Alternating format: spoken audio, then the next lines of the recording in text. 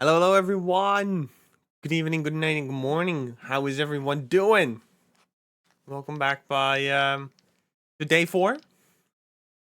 God fucking damn it, you were waiting for that one, weren't you? But yeah, welcome back to follow-a-thon day 5. Look at you go. Yeah, thought so. Day 5. Today is a funny one because we're gonna be watching the Ultimate Ocean Iceberg explained, which is about 1.5 hours. And I just fixed it that we shouldn't have ads on YouTube, so we're not gonna watch ads. And yeah, let's. I think right after that one, I'm going. You're gonna pee up and yeah, maybe I just went. I didn't pee the pants, but I peed in the bowl. You know, I went to go potty. But I'm. Yeah, we're gonna play some Koppelman after this, because I was busy with decorating my home, which really need to be done. So yeah, let's just go to live. Let's excuse-moi. Let's watch. This should be visible for everyone. You give it a second, then my character will show up there as well. There it is. Gamer nerd. The fuck you mean gamer nerd? Yeah, this guy, I will. How would I do that? I'll put a link in the YouTube for the VOD. And he shows his channel and all that, so give him a like and a follow and everything, guys. He's pretty funny, but yeah, let's just get it started. The ocean, something that takes up 71% of the world, and we've only been able to explore 5% of it. So who knows what creepy creatures lurk in the deep, about 20. Damn. To be discovered. And yeah, I know I've already covered an ocean. I tried putting it up, channel, but that one was Ocean Mysteries. Let's go. The general ocean, and also I tried to get the quality higher, but the ocean is interesting. It doesn't go higher. Include weird stories, creepy facts, and other interesting things. So it'll be similar but different.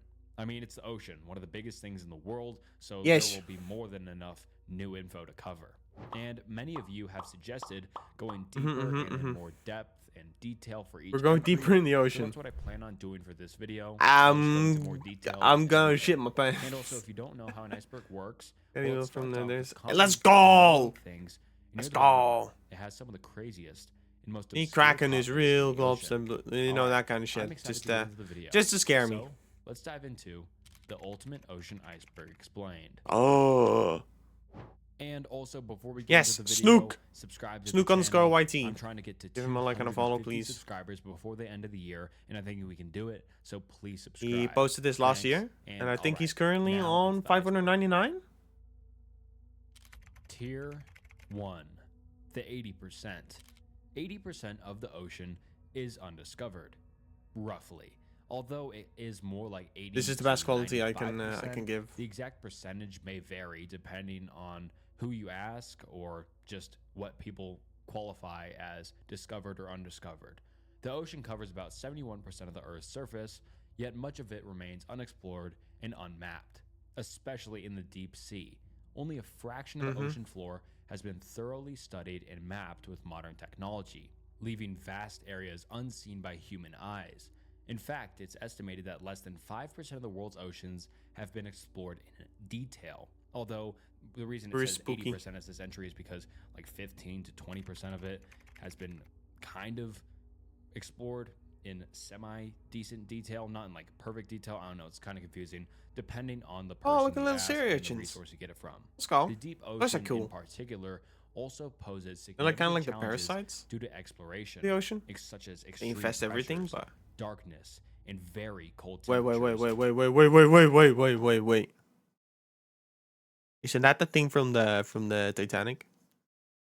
Fuck, I forgot his name. The one you control with the controller. Oh, I forgot his name. Like the pigs and his voice. I mean, the voice is amazing, but it gives the fear. Yes, that is the whole fucking idea. But this is like the thingy for the Titanic. Life and difficult for humans to For explore. Titanic. As a result, much of our knowledge about the deep sea comes from remote sensing technologies like sonar mapping and remotely operated Oh yeah, vehicles, soda. such as I ROVs, don't like it. called, equipped with cameras and sensors. And despite these challenges, discoveries in the ocean's depths continue to astound scientists and deepen our understanding of marine ecosystems. And the goal for myself, From I'm bizarre not leaving the creatures room. Oh, what the adapted fuck? to extreme Hello. environments I'm not to leaving the room. previously unknown I'm not gonna geological look away. features, each expedition reveals new facets of the ocean's complexity. In addition to biological and geological discoveries, I just gotta sit here understanding and the I just gotta ocean's depths watch. is actually pretty crucial I gotta watch for this. unraveling its role in regulating Earth's climate and supporting life on the planet.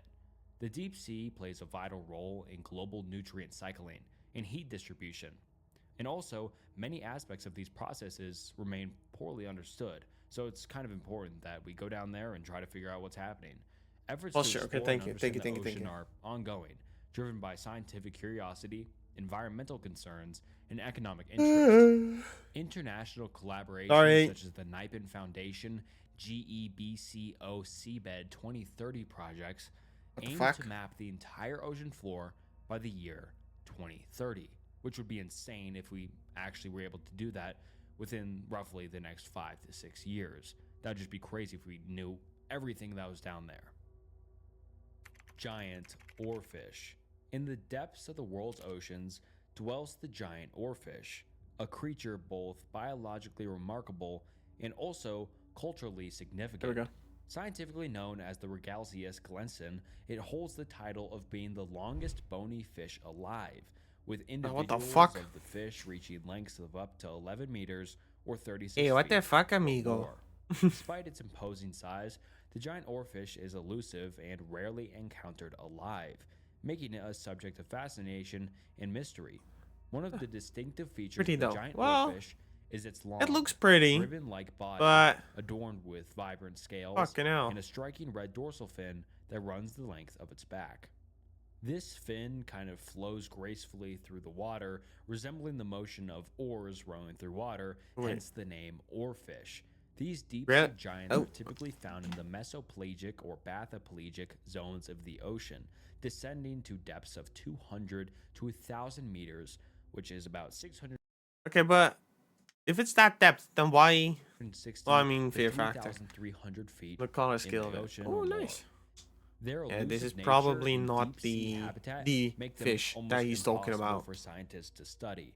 Like And much of whales what or is known something. about giant Orcas, oarfish dolphins. comes from rare sightings, specimens washed ashore. Yeah, or I wouldn't go accidentally near caught that. by fishermen.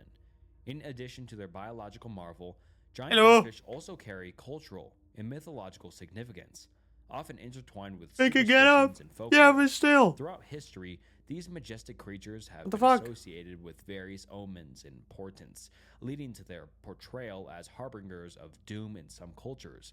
Their rarity and the circumstances under which they are often encountered contribute to their association with superstition. In many traditions, sightings of oarfish are believed to foretell natural disasters such as earthquakes or tsunamis, fueling the perception of oarfish as an ominous creature. Yeah, I was just thinking and about kind of that.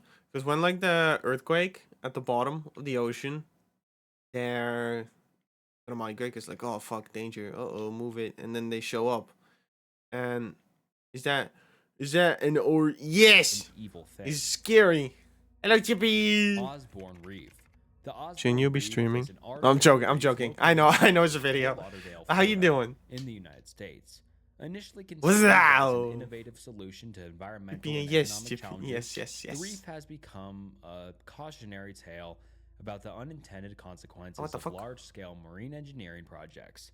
In the 1970s, the Broward County government and private contractors undertook a project to What is this? dispose of millions of disregarded automobile tires by creating an artificial reef. The plan was to bundle the tires together and sink them offshore, providing habitat for marine life while simultaneously addressing the issue of tire disposal. However, Better than burning. the Don't execution yell. of the You're really Osborne loud. Reef Okay, project I'm sorry. encountered numerous setbacks. For and me, I'm not that oversights. loud. Instead of remaining securely anchored to the ocean floor, Or for me, the tire video bundles is began pretty to loud. break apart and scatter across the seabed. Storms and strong currents further exacerbated the situation, Whoa. causing the tires to migrate and inflict damage on natural coral reefs and other marine ecosystems. Over That the was years, efforts to very mitigate and interesting. get rid Thank of you, the thank you, thank you. environmental impact of the Osborne Reef have been ongoing. Cleanup initiatives have involved divers removing tires from the ocean floor, but the sheer scale of the problem has made it a daunting and ongoing challenge.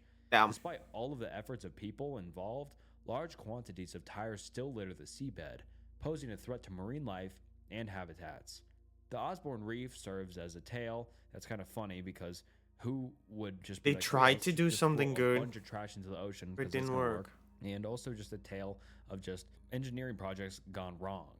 It highlights the risks associated with large-scale interventions in marine ecosystems and the need for sustainable This solutions to isn't that environmental bad problems. yet. In recent years, there Yet. has been a renewed I saw the interest pictures in at the addressing the beginning. legacy of the Osborne Reef Not and good. trying to find ways to remediate its Norman environmental Osborn? impact and get rid of all Spooderman? the tires still sitting there on the ocean floor. Great Pacific Garbage Patch. Oh, I The thought Great reef. Pacific Garbage Patch is Oh, a vast no. area of oceanic debris located in the North Pacific Ocean. It's insane how hiccups. much trash there is in the Pacific Ocean, and there is this huge garbage patch floating out there. The big garbage patch, which is comprised of a vast accumulation of plastic waste, disregarded fishing gear, and other debris trapped by ocean currents, stretching across an area I really hate to estimated see be this. between 700,000 to 15 million square kilometers, which is about Oh, not the 270,000 turtles. to 5.8 square miles, which is an insane amount of space. The Great Pacific Garbage Patch is not a solid mass of trash, as many might think, but rather a diffuse concentration of suspended particles, mostly plastic, floating at or just below the ocean surface. So it's not like many might think of just one huge garbage patch that is visible from, an over perspective, but it's just right below the surface. The patch is primarily situated within the Hello. North Hi, Pacific Fluffy. What's subtropical up? gyre, a system Thank you of for stopping rotating by and ocean saying currents hi. that draw in debris Good from luck with across work. the Pacific Basin. Plastic pollution poses significant Have threats fun. to marine life, ecosystems, and human health. As plastics break down into smaller pieces, they can be easily ingested by marine animals, leading to entanglements, suffocation, and digestive blockages, Let's go. and just killing the animals. Additionally, plastics can leach harmful chemicals into the water, bioaccumulate in the food chain, and transport Girls hot. invasive Oh, well, thank you. species You're hot across too. vast Bye-bye. distances. Efforts to address the Great Pacific Garbage Patch you bastard! and marine Hydrate! plastic Thank you for pollution calling in me off. general are multifaceted and very Thank you, baby. complex. Cleanup initiatives such as ocean cleanup systems and beach cleanups aim to try and remove the debris from the environment and prevent further accumulation. However, these efforts face significant challenges due to the sheer scale of the problem. I mean, it's up to 15 million square miles. That's insane. The remote location of the garbage patches also makes it very hard since it's in the middle of the ocean, and that's very hard Way to too get much to trash. and then remove trash and then move it to land. Preventing plastic pollution at its source is probably the best way to address this in the long term. But this isn't involves measures such as Thalassophobia yet. reducing single-use plastics, Do improving we, waste management infrastructure, and promoting recycling and circular economy practices, and raising awareness about the legal environmental despair. impacts of plastic Uh-oh. consumption. I'm and invested just in this try video, to please. remove some of the Doing the garbage yes, patch we'll do. over Remind me a when long it's period done. of time, but at this point, it might be here to stay. Not the Lake turtle. of Despair. The hot tub of despair, This is officially just a known as tip. the Oh, yeah, no, I'm jacuzzi of sorry. despair, is a weird underwater phenomenon discovered in the Gulf of Mexico, located off the coast of Phenomena. Do, do, do, do, do. Phenomena. Do, do, do, do. Louisiana. Sorry. This brine pool earned Very, its very ominous tip. nickname due to its extreme conditions, Tippy top which of make La it Iceberg. inhospitable for most forms of marine life. The hot tub of despair is essentially a highly saline pool of water Got like a that formed on the seafloor as a toy I result can of play with. natural geological processes. Like the It is infinite turning characterized cube. by its high salinity, high temperature, and low oxygen levels, kind of making it like a hot tub, as the name implies. The salinity of the pool is estimated to be about 4 or 5 times higher than that of the surrounding seawater. So it's just really, really, really salty. Oh, dead crab. What makes the hot tub of despair so fascinating and deadly is its combination of chemical and physical conditions. The pool's high salinity causes it to be denser than the surrounding water, creating a I see tiny distinctive little layer fish that moving. traps organisms that inadvertently swim into it. Once trapped, the lack of oxygen and high concentrations of hydrogen sulfide in the pool's water quickly suffocates and kills most marine life. So it's actually kind of scary because, I mean, if you're a fish just swimming along or something, and then you kind of go between that gap of outside of the pool and inside of the pool, you're stuck in there until you die. How do you get outside the pool? Old sea monsters. Old sea monsters Kraken! stories and tales have captivated human imagination for centuries and hundreds of years, sparking legends and myths that are still pretty relevant to this day. From ancient civilizations to modern times, sailors and explorers have shared tales of mysterious creatures lurking far beneath Oh, that's the waves, animation. often embellished with fantastical details and exaggerated accounts. One of the most iconic monsters in history is the Kraken, a legendary creature said to dwell off the coast of Norway in Greenland. Described as a massive cephalopod with enormous tentacles capable of dragging ships to their doom. The Kraken inspired fear and awe among sailors navigating treacherous waters. While the Kraken is now recognized as a mythical creature, it likely originated from sightings of real marine animals such as giant squids or colossal squids.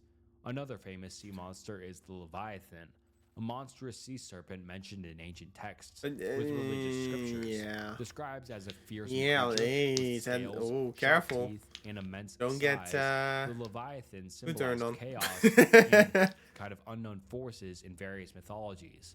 While interpretations of the Leviathan vary across cultures, fish. it is often associated with the sea and the untamed wilderness of the deep I forgot ocean. his name, but that one's In cool. addition to mystical creatures, misidentifications of real animals have also contributed to the lore of sea monsters.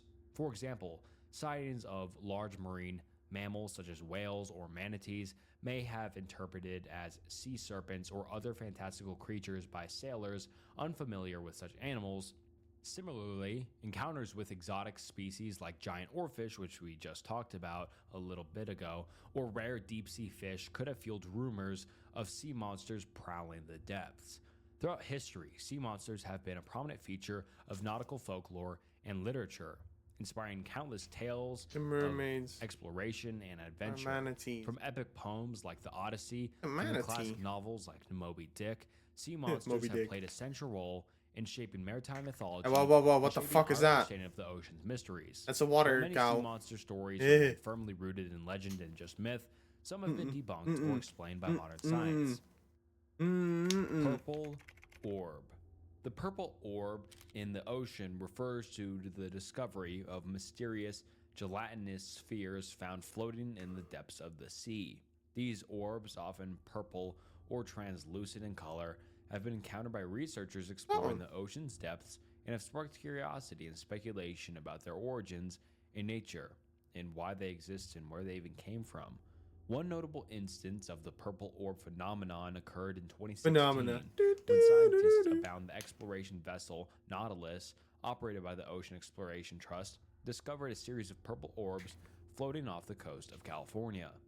These spherical objects, ranging in size from a few centimeters to several inches in diameter, were found at the depths of around 3,000 feet or 900 meters in the Monterey Bay National Marine Sanctuary.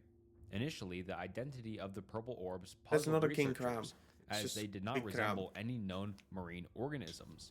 Speculation ranged from newly discovered species of jellyfish to unusual forms of marine algae, or even extraterrestrial origins. However, further investigation revealed that the purple orbs were likely just the egg sacs of a previously unidentified species of deep-sea octopus. The discovery of the purple orbs shows how big the ocean is and how we can just stumble upon something we've never seen before.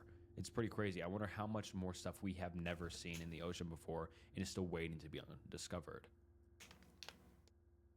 400-year-old shark. The discovery of a 400-year-old Wasn't that the lemon shark? Sounds like stuff of legends and just not possible, but it's actually real.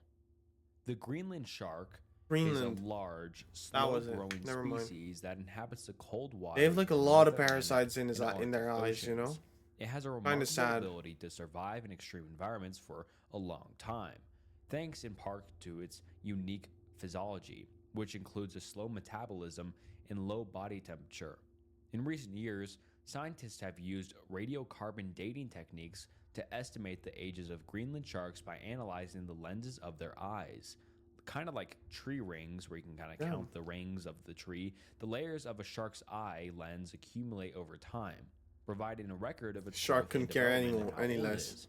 In 2016, researchers published a study in the journal that revealed the astonishing longevity of Greenland sharks.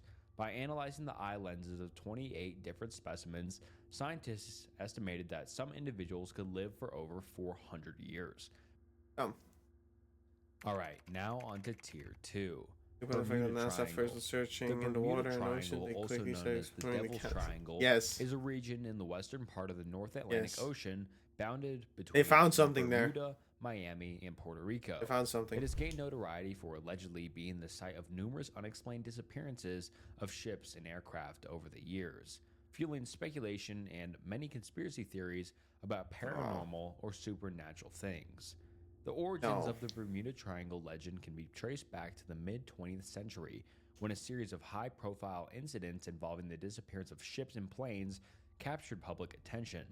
These incidents, combined with I think it's because it's like one of the most or like busiest traffic areas in the world, or is. I don't currently know the state of it. That is why so many things went missing. And there's like weather change and all that kind of stuff. So if you are sailing there with your wooden boat and your tiny airplane, you're gonna get fucked up. You know, especially if you're in the middle of a storm and a huge wave. Even though North Sea and the waves are way worse.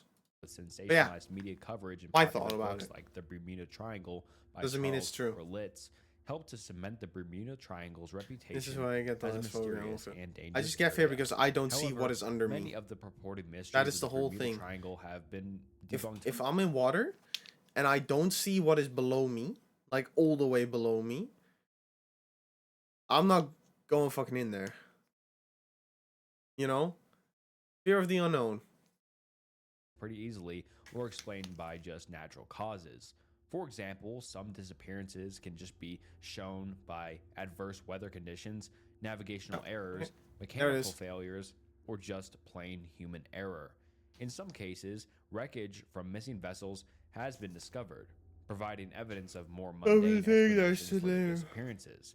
Despite the debunking I honestly of many think Bermuda that it's Triangle just myths, nature in this the world. legend Yeah. continues to persist in popular culture And just the public. interference with Green signals flash. and The like green he said, flash human is errors, a all that crazy kind of thing, stuff. which I've actually seen in real life. It's such a weird thing that naturally happens. But the green flash is a rare optical phenomenon that occurs at sunrise or sunset when conditions are just perfect. It is shown as a brief, brilliant flash of green light that appears to hover above the horizon for a few seconds before disappearing. While the green flash can occur over any horizon, it is often associated with the ocean because it's just unobstructed view of the horizon and it's just easier to see. The green flash phenomenon is caused by the refraction of sunlight as it passes through the Earth's atmosphere. When the sun is close to the horizon, its light must travel through a thicker layer of the atmosphere, which bends or reflects the light. Oh, I was looking down at the water. Separates the sunlight into its component colors, with shorter wavelengths such as blue and green being bent more than longer wavelengths such as red and orange. And under the perfect atmospheric conditions, the shorter wavelengths of light are scattered or absorbed by particles in the atmosphere, leaving only the longer wavelengths to be visible. This can create the illusion of a green flash just as the sun disappears below the horizon. The green flash is a really just weird thing that happens. I still don't in really nature, see it, but really cool to see in real life. Atlantis. The legend of Atlantis has captivated the human mind forever. I mean, it's since beginning of time, basically, inspiring countless works of literature, art, and overall speculation. Described by the ancient Greek philosopher Plato in his dialogues Plato and Craitis, Atlantis is said to have been an advanced civilization that existed around 9,000 years before Plato's time, so a really long time for us now. According to Plato's account, Atlantis was a preposterous and technologically advanced island nation located beyond the Pillars of Hercules, believed to be around the Strait of Gibraltar. The Atlanteans were said to have built Oh. magnificent cities, engineered impressive feats of architecture and engineering, and possessed advanced knowledge of science and philosophy.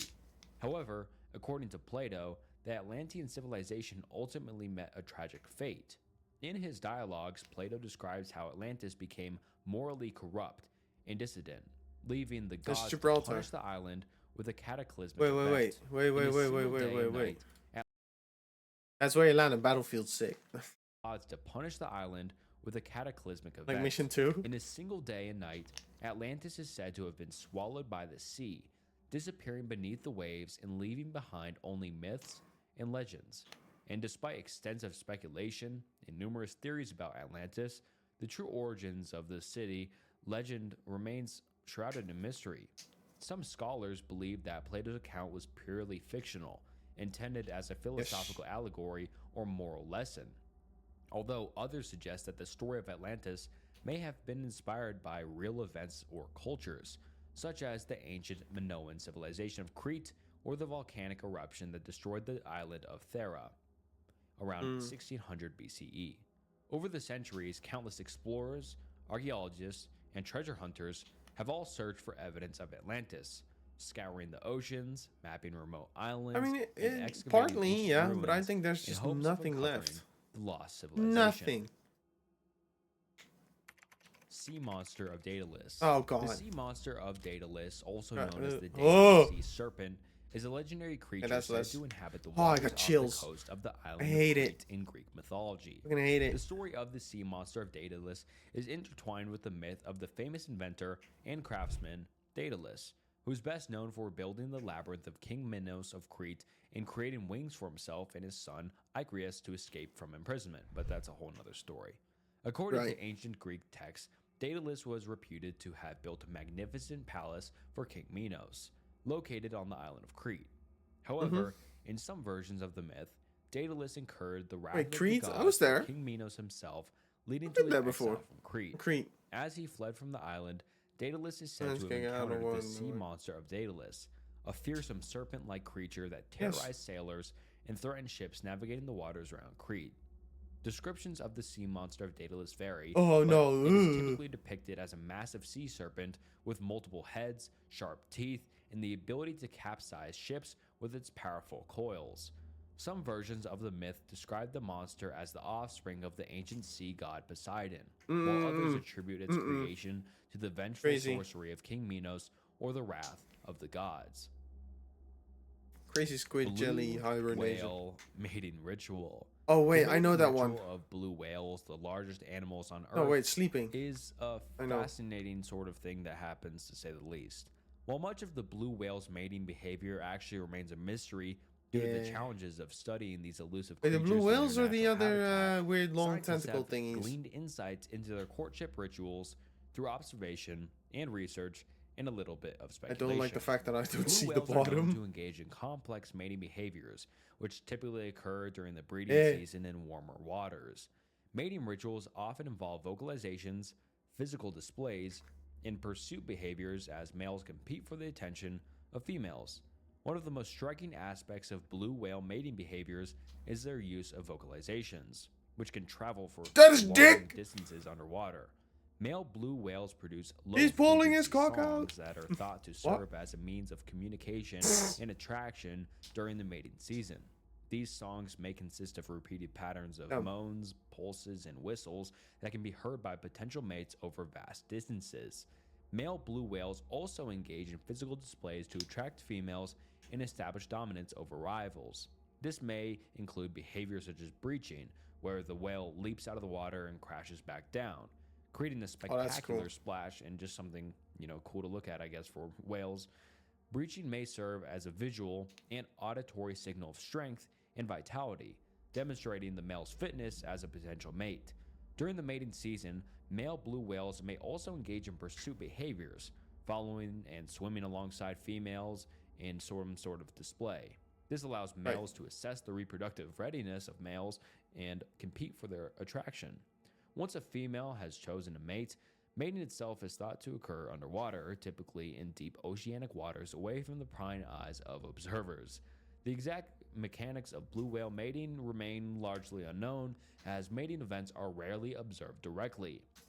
Although, after mating, Oh, female blue that's it. whales No. undergo a gestation period of approximately 10 to 12 months before giving birth to a single calf. The birth of a calf typically No. occurs in warmer, No, I will shallow not. waters, where the newborn whale can No. nurse and grow in relative safety. Despite our limited understanding of the blue male mating rituals, Well, I mean, you can it's want it, but kind of no. interesting to say the least. Loch Ness Monster. The Loch Ness Yeah. Monster, often affectionately I don't believe referred that to one. as just Nessie. is one of the most famous cryptids in the world, captivating the imaginations of people for generations. The legend of the Loch Ness Monster centers around Loch Ness, It was a deep, freshwater lake Leopardon. located in the Scottish Highlands. Described as a large, long-necked creature with humps protruding from the water, Nessie is said to inhabit the murky depths of Loch Ness. Sightings of the creature date I will back not. centuries, with reports of encounters with the mysterious aquatic beast recorded as Weirdo. early as the 6th century. The modern legend of the Loch Ness Monster gained widespread attention in the 20th century, following a series of highly publicized sightings and photographs. In 1933, a photograph known as the surgeon's photograph purportedly showed the head and neck of a creature emerging from the waters of Crocodile. Loch Ness. While the surgeon's photograph remains one of the most iconic images associated with Nessie, it has since been revealed as a hoax, with the creature in the photograph being a toy submarine with a crafted model head attached. Despite the lack of any sort of other conclusive evidence, the legend of the Loch Ness Monster still persists, fueled by sporadic sightings, eyewitness accounts, and ongoing speculation. Kaz 2. The Kaz 2, also known as the Ghost Yacht, was a catamaran sailboat that gained international attention in 2007 after being discovered adrift off the coast of northern Australia. The yacht was found with its sails up, engine running, and belongings including food and personal items still on board, but with no sign of its 3-man crew. The mysterious circumstances surrounding the Kaz 2 led to speculation and media coverage, with theories ranging from foul play to paranormal activity. However, subsequent investigations by Australian authorities concluded that the crew had likely encountered trouble while sailing and had fallen overboard, very old either due to a sudden squall Maybe it's a or misshape while Leopardon. reefing the sails. The Kaz 2 incident highlights the dangers of sailing in remote and treacherous waters and how easily some sort of weird urban legends can kind of persist and come up if something bad just happens, even though most likely it's just a freak accident. People think it's something more dark and cryptid, but it's probably not the case. Tier 3. Immortal jellyfish. Jellyfish, scientifically known as the Turritopsis dorini, is a remarkable species of jellyfish that has gained attention for its unique ability to potentially achieve biological immortality, which is insane. Found in oceans around the world, including in warmer coastal waters, the immortal jellyfish has a life cycle that defies conventional notions of aging and mortality. What sets the immortal jellyfish apart from other jellyfish species is its extraordinary process of transdifferentiation. When faced with adverse conditions such as starvation, physical damage, or old age, the immortal jellyfish has the ability to revert its cells to an earlier stage of development, essentially reversing the aging process and allowing it to start its life cycle anew, which is He's like, you know what? Fuck this. I'm done being 200 years old. Back to 2. The immortal jellyfish transforms its mature cells back into immature ones called stem cells, which can then develop into different types of cells needed by the jellyfish. This process enables the immortal jellyfish to regenerate damaged tissues and organs, effectively rejuvenating itself and potentially expanding its lifespan indefinitely. While the concept of biological immortality in the immortal jellyfish is very intriguing, it's not really able to live forever. Like all living organisms, the immortal jellyfish is still susceptible to predation, disease, and environmental factors that can impact its survival. So most likely something will happen in a limited amount of time and it'll die, and it would need perfect something happens to him so he dies, but if nothing would, he would be alive. If nothing technically would kill him, the Devil's Sea, he could also keep known doing as that. the Dragon's Triangle, is a region of the Pacific Ocean that has become infamous for its purported association with mysterious disappearances, shipwrecks, and paranormal phenomena. Located off the coast of Japan, the Devil's Sea is often compared to the Bermuda Triangle in the Atlantic Ocean due to its reputation as a site of unexplained maritime incidents. The legend of the Devil's Sea dates back centuries and is fueled by reports of ships and aircraft vanishing without a trace in the region. According to popular belief, vessels that enter the Devil's Sea are said to encounter strange magnetic anomalies, unpredictable weather patterns, and inexplicable phenomena that defy rational explanation. While the exact causes of the alleged phenomena in the Devil's Sea remains a subject of debate and overall speculation because no one really knows, and scientific explanations have been proposed for some of the reported incidents, but none of them are conclusively proven. These include Thank you for the hydrate. Strong ocean currents, and seismic disturbances caused by tectonic activity in the region that can all kind of maybe give an explanation of why these things happen. Also, in addition to natural explanations, some researchers have suggested that psychological factors this such as guy navigational is errors, really good at human explaining error, things. and confirmation bias may contribute to the perception of the Devil's Sea as a mysterious and dangerous place. And despite the skepticism, You really put a lot of effort into this one. The legend of the Devil's Sea is still a pretty big thing, along with the Bermuda Triangle. Rogue waves, and definitely one of the scariest things on this list, in my opinion, because they're just waves that Big spoiler of the horror game that we're gonna play. come out of nowhere and are huge and will capsize any boat. But anyway, if we wish to follow our goal, also known as freak waves or monster waves, are exceptionally large and unexplained ocean waves that occur with little warning in open waters. These waves are characterized by their immense height, often reaching heights of 20 meters or 60 feet or more, and their steep, towering walls of water. Rogue waves are a rare but potentially deadly phenomenon that poses a significant risk to offshore structures and overall anything in the ocean. Unlike normal ocean waves, which result from the cumulative effect of wind and ocean currents, rogue waves appear suddenly and unpredictably, seemingly out of nowhere. The exact mechanisms of the rise of rogue waves are not fully understood, so no one really knows why they happen, which makes them even scarier. These include constructive interference between smaller waves, nonlinear wave dynamics, and the convergence of different wave systems, so they kind of think like a bunch of waves come together to make these, but still no one knows. Rogue waves can also be amplified by oceanographic features such as strong currents, underwater topography, and atmospheric conditions. The destructive power of rogue waves have been pretty well documented through historical accounts, eyewitness reports, and scientific studies.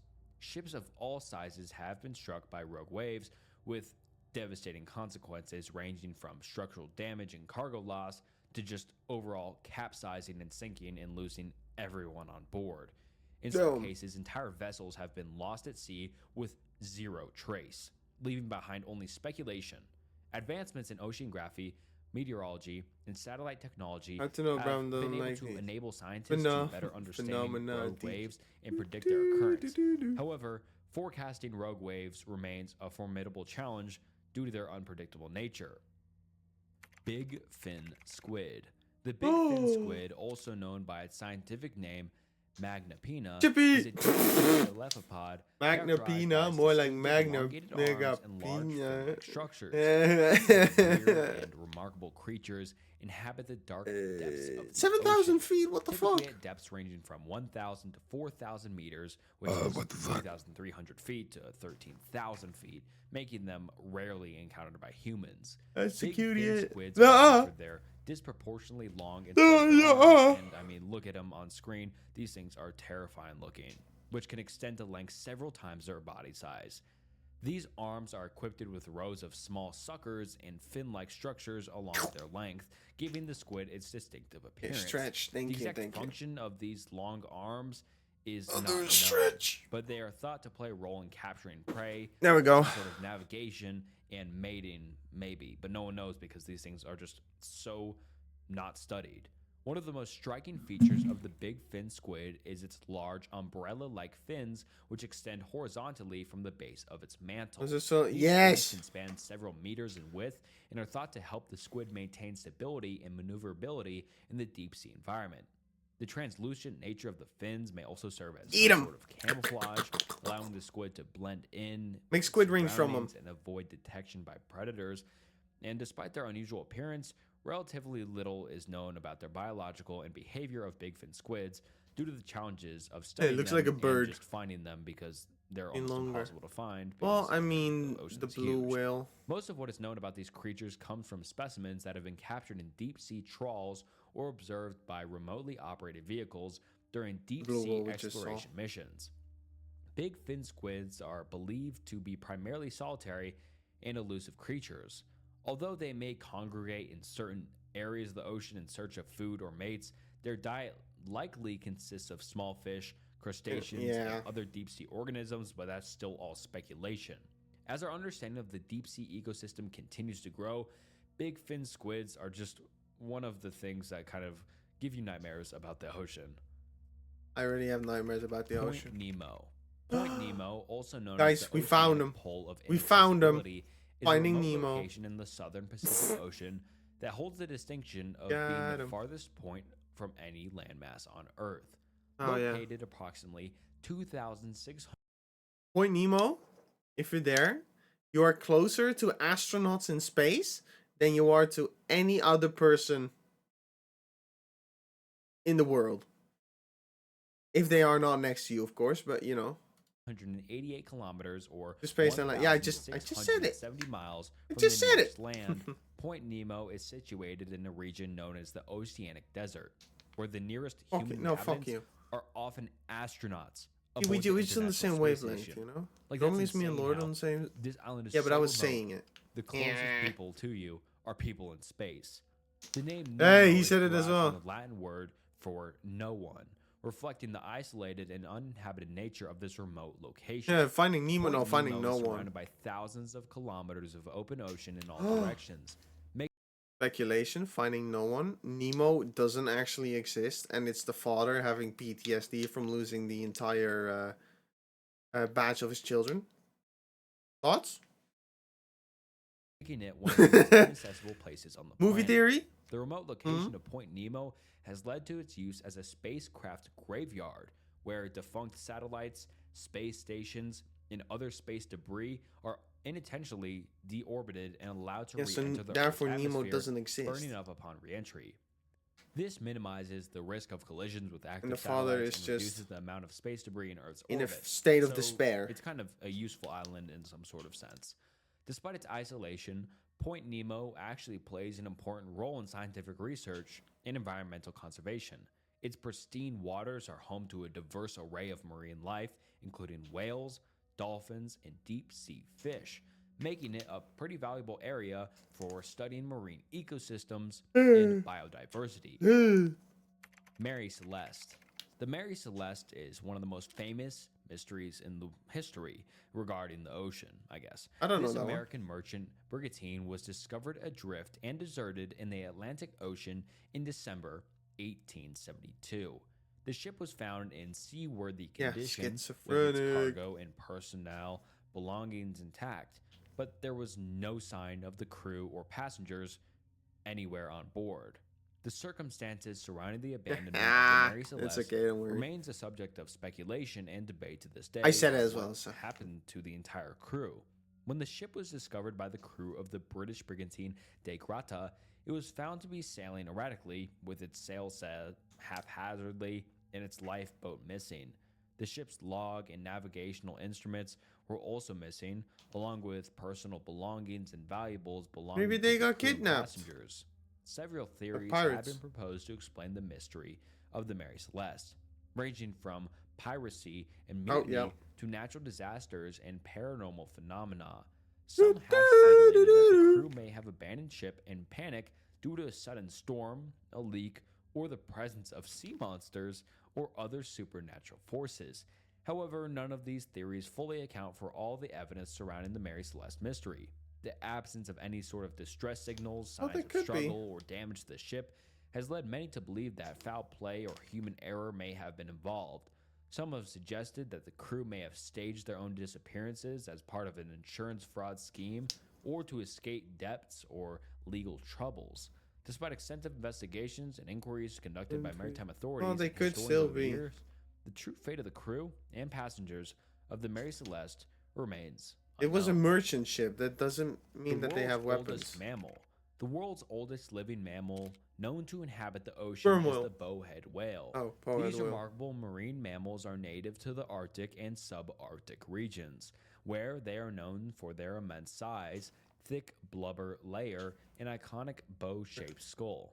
Bowhead whales are among the longest-lived animals on Earth, He's with so some cute. individuals estimated to live for over 200 years. Now, This extraordinary 200. longevity is attributed to several different factors, including their large body size, slow metabolism, and adaptations to Hey, the Green- cold Arctic Greenland shark. environment. One key factor contributing to the bowhead whale's longevity is its remarkable ability to withstand the harsh conditions of the Arctic Ocean. These whales possess a thick layer of blubber that insulates them from the cold and provides energy reserves during periods of fasting. Additionally, their uniquely shaped skulls are adapted for breaking through sea ice, which is a really cool evolution trait, allowing them Oh. to navigate through frozen waters in search of food. If they need air, they Bowhead could just whales break are ice. also known for their That's low not- metabolic See? rates, which may contribute to their That's the parasite I'm talking about. longevity because they don't need to eat as often. Unlike other large mammals, Yeah, such it is as a Greenland elephants shark. or humans, bowhead whales have relatively slow growth rates and reproduce at a late age, which may help them conserve how energy far the and tiny fin is? resources over Yes. their long lifespans. Studies of Super far bowhead whale back. populations have revealed individuals with harpoons and other artifacts embedded in their blubber, providing evidence of their incredible longevity Blubber. because people haven't used harpoons or other artifacts for a long time, so these are really old whales. By analyzing the chemical composition of their baleen plates and eye lenses, scientists have been able to estimate the ages of bowhead whales You have to, and gain insights if into it's their for the life whole history day. and behavior. The Being like the longevity of Greenland bowhead whales shark, has or- fascinated scientists and conservationists alike, Yeah, highlighting the huh? importance of protecting the iconic marine mammals and their Arctic habitats. Still need to. Hydrate, you bastard! Hydrate! Yonaguni Monument. Oh god! Oh The god! Yonaguni Monument is a weird and fascinating underwater structure. Get the located fuck off outta the there, coast guy. of Yonaguni Island in Japan.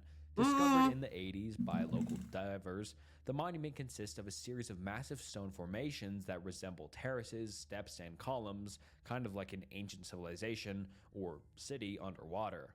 Some of these structures rise as high as 25 get the meters fuck or outta 82 there. feet from the ocean floor, Weirdo. leading to speculation about their origins and purpose.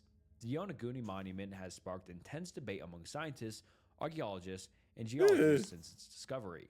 Some researchers argue that the formations are entirely natural and were created by geological processes such as erosion, faulting, and just tectonic activity. According to this theory, the Yonaguni Monument is a natural rock formation that is shaped over thousands of years by the forces of wind, water, and seismic activity.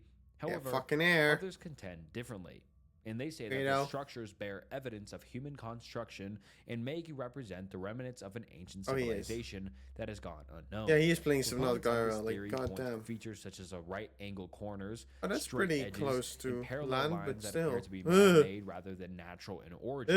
Ugh. They suggest Uh, that the Yonaguni Monument may have been built by a prehistoric culture that inhabited the region thousands of years ago, possibly during the last ice age when sea levels were lower and the area was above water.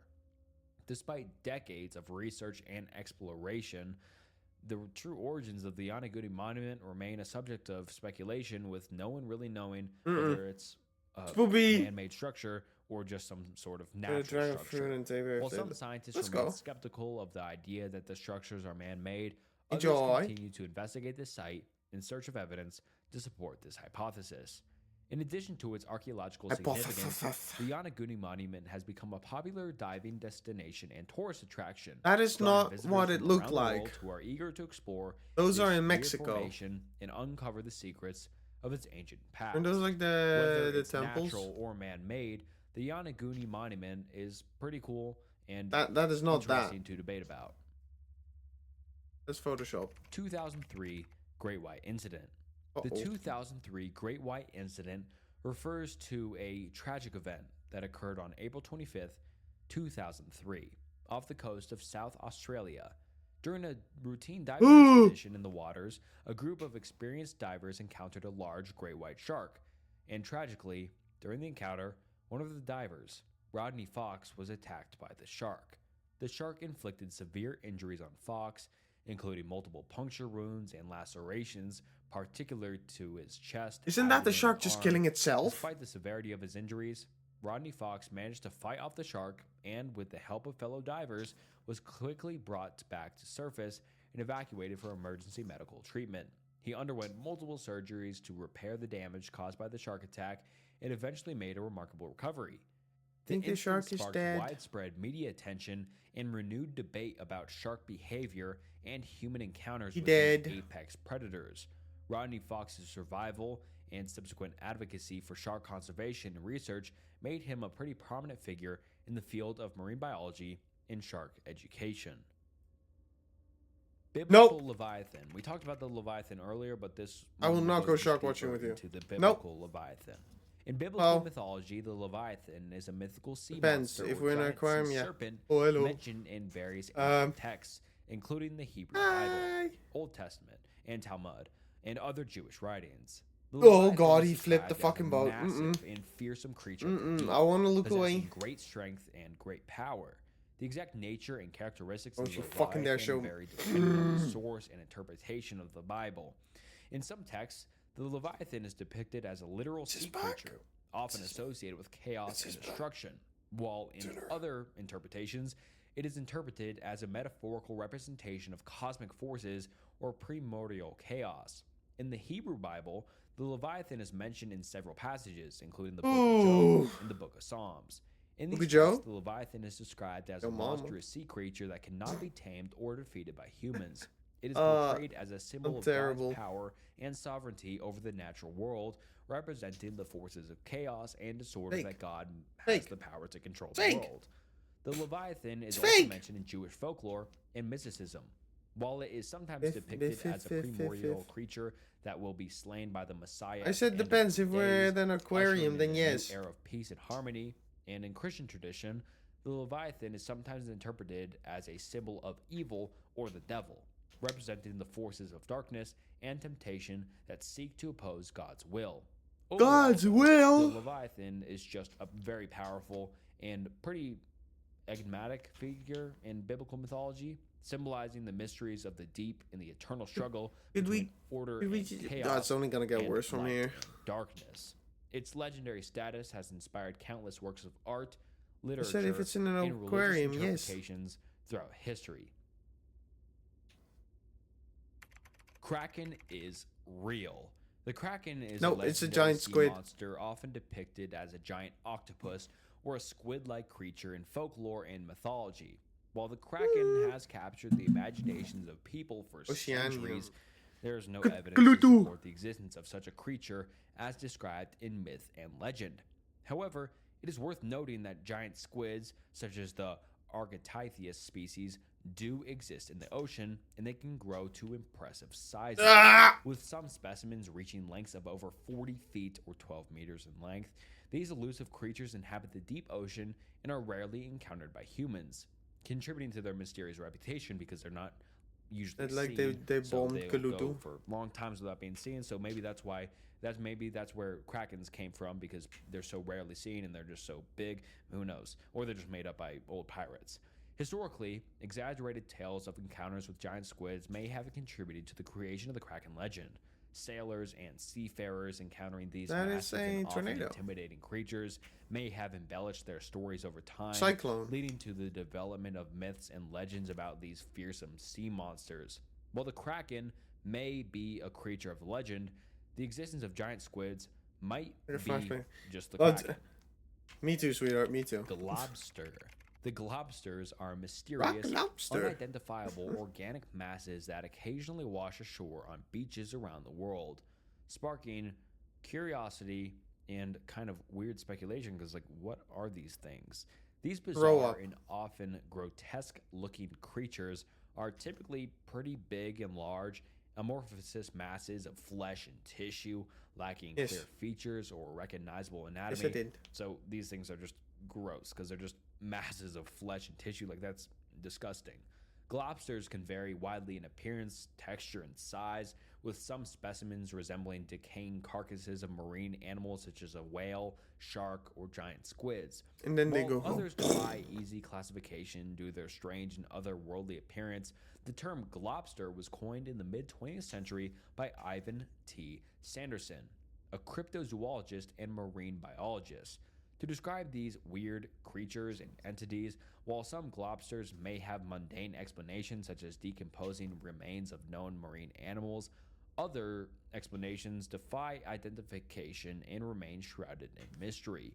Over the What's years, that? globsters have fueled speculation and debate among scientists What is and that? cryptozoologists and just the general public, with various theories proposed to explain their origins. Some researchers suggest that globsters may be the remains of undiscovered or extinct species of marine animals, while others attribute their formation to natural processes such as decomposition, tidal currents, and oceanic currents. In some cases, globsters have been subjected Say to scientific phenomena. analysis, including DNA testing and some sort of examinations, in an attempt to determine their origins. However, conclusive identification is often challenging due to their advanced state of decomposition and lack of clear anatomical features. Goes to the ocean. Despite the lack of No, I'm definitive not. answers, It's like 2-hour lobsters drives. are weird and intrigue people all around the world. What the fuck? And who knows? Maybe we'll figure out what these big masses of flesh are someday in the near future. Can we not go there? Bloop. No. The bloop is one of the most Bloop. famous and intriguing I underwater know that one. sounds ever recorded, initially detected by hydrophones in the Pacific Ocean in 1997. This low-frequency, ultra-powerful sound was picked up by underwater listening devices designed to monitor underwater nuclear testing, leading to widespread speculation and debate about its origin and cause. The bloop sound is characterized by its distinctive what the fuck? bloopy or Eh! boop sound profile, which lasts for Still several fake, but minutes still. and spans a frequency range that is lower than the sounds produced by known marine animals. The Hey. source of the bloop was initially a mystery, leading to various theories ranging from plausible to the fantastical. One of Bye. the most widely accepted You're pretty explanations calm the for bloop being in the is mouth of that fucking it was thing. produced by the fracturing and movement of icebergs or large ice sheets in the Antarctic, a process known as ice Follow-a-thon quakes. lake. This theory is supported by seismic data. I mean, the other and lake's a 10-minute oceanographic drive from me. research, So. which suggests that the bloop's frequency and waveform match those produced by underwater ice movements. Isomere is a However, lake. the bloop's mysterious nature and lack of definitive evidence has We led turned to the ocean other, into a more lake by blocking speculative off theories and imaginative theories about the its origin. salting coast. Some have suggested that it could have been the vocalization of an unknown Yeah, or no, undiscovered marine animal. I'm such trying to as a distract massive myself, but deep-sea I'm creature or a like I said, species of I'm giant squid. gonna And keep my despite eyes open. I'm decades gonna of keep research looking. and investigation, the true cause of the bloop remains uncertain. While the iceberg theory is widely accepted by scientists, the possibility of other explanations, including unknown biological sources, continues to capture the It's imagination of the public and inspire spoopy. speculation about the mysteries of the deep You can't ocean. close your mouth. And why don't we just play the Yeah, same. bloop sound right now, and you can make Bloop. up your mind yourself. But me personally, I think it sounds like just an iceberg or something falling, or I don't know. It doesn't Mermaid sound sound. like an animal to me, but you make up your mind. I'll play the clip right now. German U-boat 60-foot crocodile.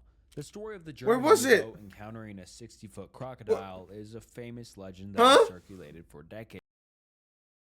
Where was It it? doesn't sound like an animal to me, but you make up your mind. I'll play the clip right now. German U-boat 60-foot crocodile. We got scammed out The of the story of blue. the German U-boat encountering a 60-foot crocodile is a famous legend that has Okay. circulated for decades. He According didn't to play the the tale, sound. during World War He II, didn't play the the German fucking out. U-boat He didn't play patrolling the in sound. the Atlantic Ocean encountered a massive crocodile estimated to be around Chief and 60 Mesa. feet in length. The crew of the U-boat allegedly observed the gigantic reptile swimming alongside their submarine before it disappeared into the depths. Despite its popularity, there is really no evidence to support a 60-foot crocodile, but the story is often regarded as a work of fiction or embellishment, originating from sailors' folklore or imaginative storytelling. It's important to note that crocodiles are primarily freshwater creatures and not typically found in the open ocean. That's why another reason why it probably didn't happen. While there are large species of crocodiles, such as the saltwater crocodile, They generally inhabit coastal waters, rivers, and mangrove swamps rather than deep seas where submarines operate. But who knows? Maybe it was like some sort of, dinosaur somewhere down there, but, probably not. The dinosaur like this, yes. Tier 5. Sargasso Oh, Sea nice. Carnivorous seaweed. The lore surrounding Carnivorous the Sargasso seaweed? Sea and its alleged carnivorous seaweed is intriguing and has fueled speculation and myth for centuries. Stories of ships disappearing without a trace and sailors vanishing into the depths have contributed to the mystique surrounding this unique body of water.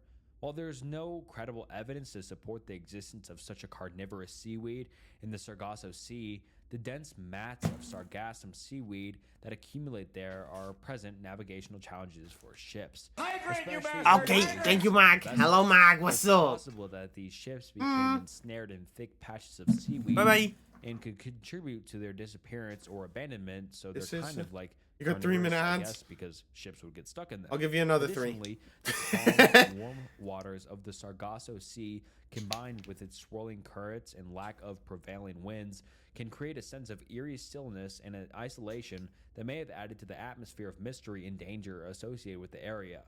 The nearby Bermuda Triangle, with its reputation for unexplained disappearances and strange phenomena, has also been invoked to explain mysterious happenings in the Sargasso Sea. While the Bermuda Triangle's influence on the Sargasso Sea remains speculative, the combination of unpredictable weather, treacherous currents, and navigational hazards, and the very thick seaweed probably could all contribute to the accidents and mishaps that happen around the area. Yes. Ultimately, the legends and lore surrounding the Sargasso Sea is just kind of an old, wise tale, and probably there's no such thing Folklore. as carnivorous seaweed, but who knows? Vertical migration. Oh. Vertical migration is a fascinating phenomenon observed in various marine organisms, particularly planktonic species, where individuals move vertically through the water column on a daily or seasonal basis. This migration behavior is driven by a variety of factors, including predator avoidance, feeding opportunities, reproductive strategies, and responses to environmental cues such as light and temperature. One of the most well-known examples of vertical migration is seen in zooplankton. Oh, that one's looking cool. Look at him. Currents. Many I don't care. It's zooplankton black. Species exhibit The diel fucking vertical ocean's black. migration, I don't care. where they That's move looking upward towards cool. the surface of the ocean at dusk and downward towards Don't take that out of deeper waters context, at please. dawn. This behavior allows them to avoid visual predators and hunt near the surface during the day, and to feed on phytoplankton, microscopic My algae meaning that undergo photosynthesis is that and it's accumulate near the surface super where far sunlight is down abundant. because the light doesn't. In addition to go there diel anymore. vertical migration, some marine organisms, at including 'em. certain fish species and RGB cephalopods, lights. exhibit seasonal vertical migration patterns in response to changes in temperature, nutrient availability, and some environmental factors. For example, some fish species may move to deeper waters during the winter months to escape colder What happened? surface I go. temperatures. Go while what? others may migrate vertically to spawn or to access food sources that become more Nothing really abundant at happened. different They depths just throughout showed a the lot year. of different Vertical features migration in the plays a dark. pretty crucial role in marine ecosystems, influencing the distribution and abundance of organisms throughout the water column and facilitating energy transfer and nutrient cycling. By moving between different depth layers, organisms contribute to the mixing of nutrients and planktonic biomass, which can have cascading effects on food webs and ecosystem dynamics. Understanding the You guys are drivers and cute. patterns of vertical migration is important for studying marine biodiversity, Look at that fish. ecosystem functioning, and the responses of organisms to environmental change. Mariana Trench. The Mariana Trench is the deepest oceanic trench on Earth, Hello. located in the western Pacific Ocean near the Adorable. Mariana Islands. It reaches a maximum known depth of about 11,000 meters or 36,000 feet deep at the Challenger Deep, which is the deepest point in the trench and the deepest known point in the Earth's seabed. The Mariana Trench is a subduction zone where the Pacific Plate is being forced beneath the smaller Mariana Plate, resulting in the formation of the trench going down and down and down. This geological process has They created also a have vast parasites. chasm in the ocean floor, Wait, what the fuck? with steep, rocky slopes leading down to the Challenger Deep. That is eyes? Despite its extreme depth, the Mariana Trench is home to a variety of fascinating and weird and unique marine life, adapted to the extreme pressures and conditions found at such great depths. Deep sea organisms such as Woo! amphipods, snailfish, and giant isopods have been discovered Between in the the eyes and I got trench, shit. Well, I along mean, with the diverse array of microbes and I don't really care about the bacteria. animals, The just the exploration ocean of the Mariana itself. Trench has captured the It's not. imaginations of It's not fun. scientists, It's not explorers, good. and adventurers for centuries. Let's In let's 1960, go. the first I and give you 3 only more. manned expedition to the Challenger Deep And I'm was joking. I conducted by won't. the Swiss oceanographer Jacques Picard and U.S. Navy How are you, Lieutenant Mag? Don Walsh. What we're doing? We're doing the Thalassophobia Thalassophobia Iceberg. Since then, several unmanned submersibles and remotely It operated is called vehicles the have been Ultimate deployed Ocean to explore the Iceberg trench explained. and its Just unique everything about the ocean. ecosystems. Which Studying already the Mariana kinda, Trench provides valuable insight into the me. geological processes that shape Centipedes. the Earth's crust, They are in the as well as ocean. the adaptations and survival strategies Hey, good, let's of go. deep sea organisms. The extreme depths and pressures of the trench present significant challenges Oh, that one's for cool. exploration, but advances in technology and scientific understanding contribute to push the boundaries Jellyfish. of our known knowledge of this enigmatic 1 and hour of mysterious you freaking. underwater Yes, you realm. did. Yeah, I did. Underground ocean. The concept of an underground And it's like done ocean in refers to the 25 vast minutes. reservoirs of And then we're water gonna play some located Gobblemon. deep beneath the Earth's surface, I don't often wanna within go the planet's near- mantle or deep within the Earth's crust. While these underground oceans are not like the familiar bodies of water found on Actually, the sure surface, as well. they are kind of significant stores of water that play a role in Earth's geological processes Oh, the and may thermal. have important implications for thingies. our understanding of the planet's interior and potential for supporting life. What was it One called of the again? most well-known examples it's of an just still the underground Mariana ocean Trench. is believed to exist within the mantle. Located hundreds of kilometers below the Earth's surface, this reservoir, known as the transition zone, is thought to contain water trapped within mineral structures such as ringwoodite and wadestite. Studies of seismic waves and mineral physics Let's have take proved it. Yes. evidence for the Revolts, presence go of to significant amounts of YouTube. water within Skybrand Earth's Plus. mantle, suggesting that these underground oceans It'll, may contain many self times the volume plug. of water than Look. found in the Earth's ocean, which is insane how Look, there's that much that's the water kind of blobfish. lost within the Earth. Like, imagine if there's unknown species of animals that live all the way down there. Megalodon. These underground reservoirs of water play a crucial role in sustaining terrestrial ecosystems in human populations, Really? Yeah. serving as a vital source Not of drinking this. water, irrigation, No, no, and not industrial that. use. I mean, The as long as we're discovery looking and at study this, it's of our fine. understanding of Earth's water cycle, No. geological I do have chills. processes, and potential habitability of other planets and But moons. In recent years, it's not that we're looking scientists at have an also ocean. speculated about the possibility of subsurface oceans on other celestial bodies. You know, we're not such looking as Mars, at endless Europa, ocean. which is a moon of Jupiter, and Others are better. Enceladus, The another ones moon where they're of at the top? Saturn, where liquid No, water open's not may better. exist Open's beneath not better. icy crust and provide environments conducive to Ugh. life. Like, imagine how crazy that would be if we figured out there's oceans underground on Mars and Saturn and Jupiter. Not good. That would just be crazy. Not good. Heracleon, or underwater Egypt. Heracleon, also known as Thanos Oh, what Heracleon, the fuck? is a legendary ancient Egyptian city that was thought to be a It's myth not so until much its better. rediscovery underwater Very not off good. the coast of Egypt. Located near the mouth of the Nile River in the know what? Mediterranean Sea, That is Heracleon Atlantis. was a rich port city that flourished during the late Pharaonic period and into the Hellenistic era. The city was a bustling hub of trade and commerce, Bustling. serving as a gateway between that's- Egypt and the No, Mediterranean world. no, it's It Atlantis. was named Atlantis. after the Greek hero Hercules and was known to be the ancient Egyptians as Thanos. Heracleon was renowned for its grand temples, palaces, and harbors, as well as vibrant markets and Heracleon. cultural exchanges within foreign merchants and travelers. Despite its historical significance, Heracleon was gradually submerged beneath the waters of the Mediterranean due to a combination of natural factors such as rising sea levels, I know. soil subsidence, and seismic Mm. activity. And over time, the city was forgotten and became the stuff of legend, mentioned in ancient texts but believed by many how? to be nothing more Now than we a myth. know. And in the early 21st century, Wait, however, what? Heracleon was rediscovered by underwater archaeologists using advanced sonar technology and diving expeditions.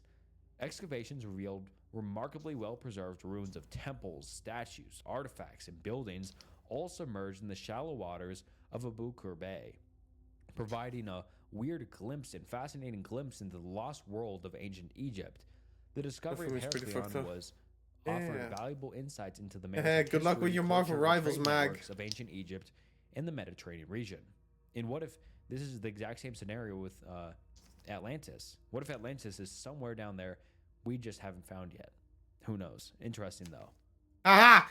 Aha! Tear Atlantis Flick. might be down there. And this Ha! is kind of an Seen interesting Nuh-uh. mermaid documentary. And the Maybe. only thing I could find about mermaid documentaries that are kind of prevalent is the documentary titled Mermaids, The Body Found, which was just kind of a documentary-esque sort of thing that presented speculative scenarios and pseudoscientific That is claims super fake. that kind of suggested that mermaids could be real creatures. And the show and documentary combined elements of documentary filmmaking with fictional storytelling. So I'm not really sure what this topic or entry is referring to, but yeah, that's all I have. It's funny enough. The entire lake Sinking was of like the clear Titanic. here, so you could The see it. sinking of the Titanic is one of the most infamous maritime disasters in history. Yeah, On that's April BS. 14th through the 15th, 1912, the RMS Titanic, a British luxury passenger liner on its maiden voyage from The ship Southampton that to couldn't New be York sunk. City, struck an iceberg in the North Atlantic Ocean. Titanic iceberg. and resulted in the loss of over 1,500 lives. Oh, The cool. Titanic, touted as the largest and most luxurious ship of its time, was equipped with advanced safety features and considered to be unsinkable by its designers and builders. However, the collision with the iceberg caused extensive damage to the ship's hull, leading to a rapid flooding of its compartments and ultimately its sinking. The tragedy of the Titanic's sinking was compounded by a combination of different factors, including the inadequate number of lifeboats on board, the lack of effective communication and coordination in response to the emergency, and the They overconfidence of the didn't ship's tell the crew passengers and that the ship passengers could in wreck. the They only vessel's found safety. out. The sinking of the Titanic shocked the world and prompted widespread changes And the water went in. ship safety regulations and practices. In the aftermath of the disaster, 'Cause they new were like, measures "Oh, it's were implemented to unsinkable." improve the design and construction of ships, enhance safety equipment and procedures, and strengthen emergency response protocols. I got the giant The Lego sinking of the Titanic Titanic in the has other since room. become the subject of numerous books, films, documentaries. I can throw that and against an overall iceberg, see if it cultural sinks. references, I capturing the didn't public build it, so. imagination and inspiring ongoing fascination with the story of the ill-fated ship and its passengers. Montauk Monster. The Montauk Montauk. Monster is a mysterious Montauk. creature that washed ashore Alarm, on the alarm, beach Lego near building. Montauk, Yes! New York, in July 2000. What the fuck? Sparking widespread That's the guy. controversy and speculation. The creature, which I didn't pay appeared to attention. be a bloated and partially decomposed carcass, had an overall strange appearance that defied easy identification. Photographs of the Montauk Monster quickly circulated online and in the media, leading to intense speculation about its origins and identity. Some suggest that it might be a previously unknown species of animal, while others speculated that it could just be a Is this for- mutated I or don't genetically know engineered about this. creature escaped from a nearby research facility. Numerous theories were proposed to explain the creature's appearance, ranging from the plausible to the outlandish. Some suggested that it might be a raccoon or a dog or other familiar animals that had undergone Phenomena. extensive decomposition and distortion due to the exposure of the elements and just Phenomena. the ocean. Others speculated that it could have been a hoax or marketing stunt orchestrated by local residents or pranksters. Say phenomena again. Despite extensive media coverage, public interest, Giants and could have will. the true Oh. identity of the Montauk Monster still remains a mystery. The carcass was reportedly taken away for further examination, but no definitive conclusions were ever announced regarding its origin or its species. So what do you think? Was it some sort of really decomposed raccoon or dog, or was it maybe an alien or something? Radioactivity. Aquatic ape hypothesis. What the The fuck? aquatic ape hypothesis, or AAH, is a controversial theory proposing that certain human characteristics and behaviors can be explained by an aquatic phase in our evolutionary history. This hypothesis suggests that at some point in our evolutionary past, ancestral hominins lived in a semi-aquatic or aquatic environment and underwent adaptations that were influenced by this aquatic lifestyle.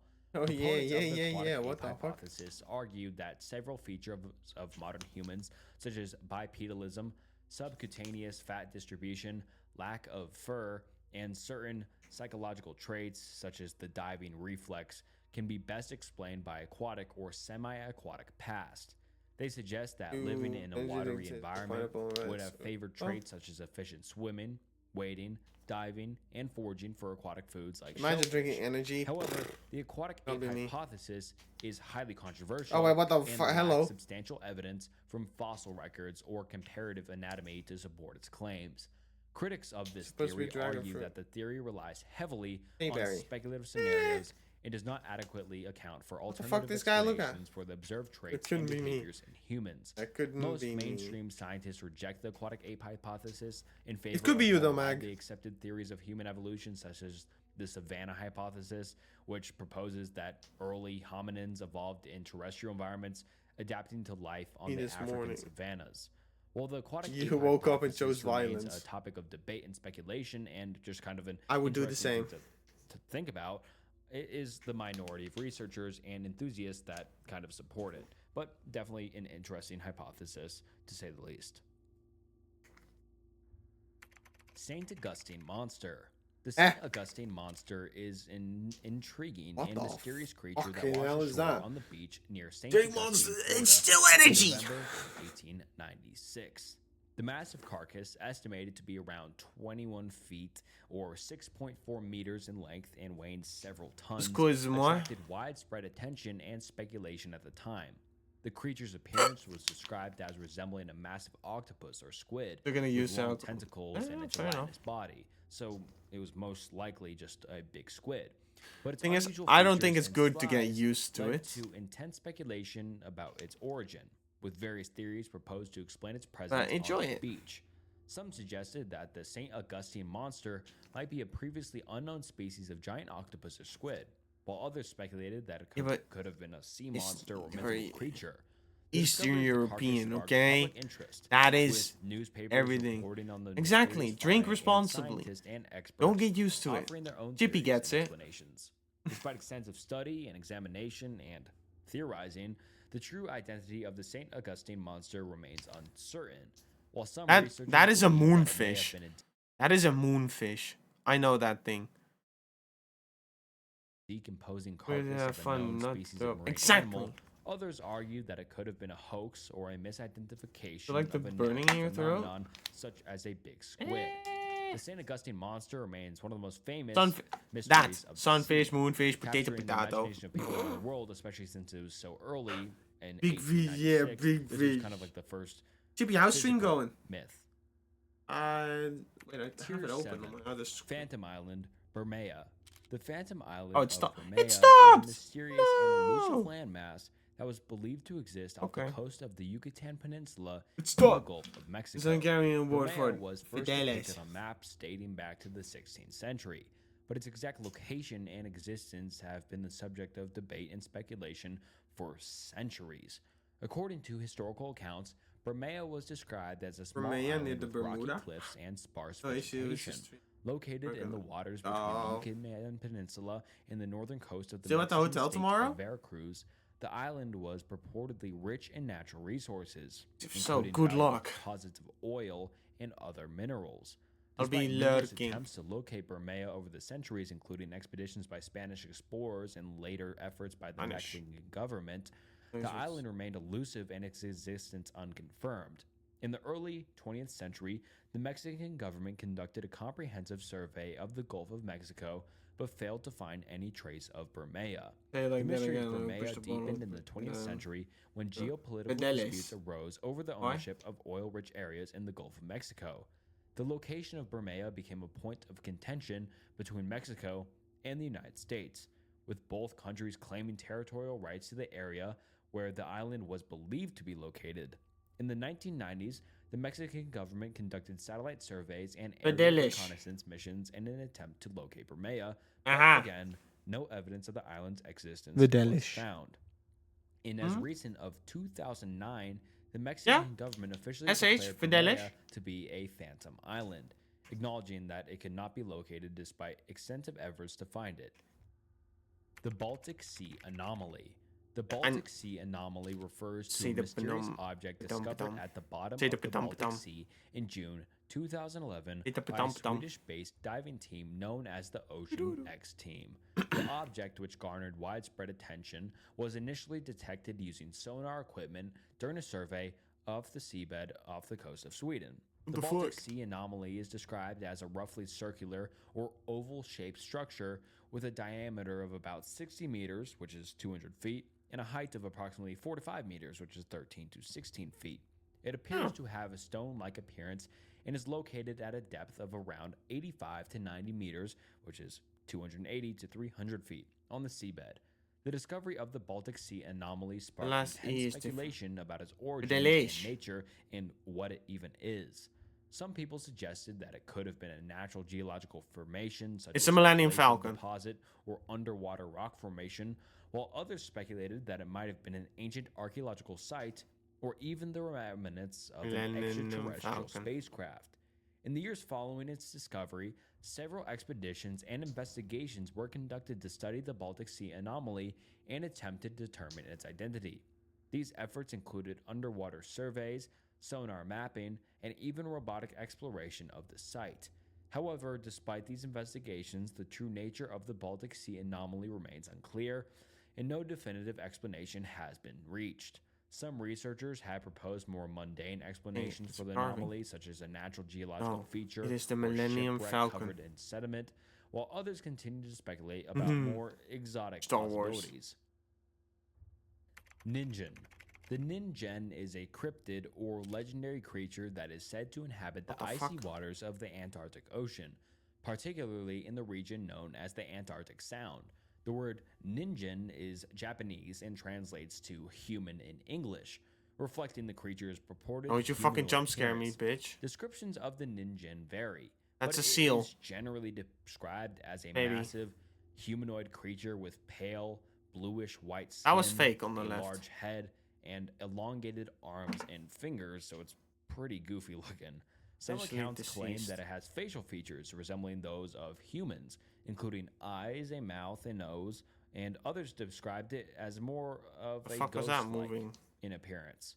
The legend of the Ningen originated in Japanese internet forums and online communities in the early 2000s, where alleged sightings and encounters with the creature were shared and discussed. According to these accounts, the Ningen is said to be a mysterious and elusive creature that is it's a water elephant. Despite its origins as an internet phenomenon, the legend of the Ningen has captured the imagination of people around the world and on the internet, leading to the speculation and debate about its existence and origins. Some believe that the Ningen could be a previously unknown species of marine animal adapted to live in the frigid waters of the Antarctic, while others just dismiss it as a hoax or a product of the human imagination. And, most likely it's a hoax because how often do people even go up in the Arctic Ocean? I don't know. I just think it's a hoax. Fake. I think most cryptids are hoax, but this one, pretty obviously a hoax. But if you believe in it, cool. Cosmic ocean.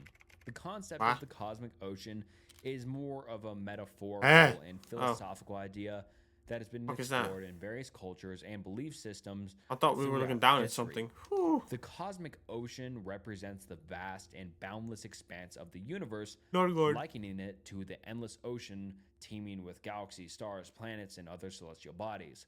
In many ancient cultures, the idea of a cosmic ocean was often intertwined with creation myths and cosmological beliefs, symbolizing the waters submerged.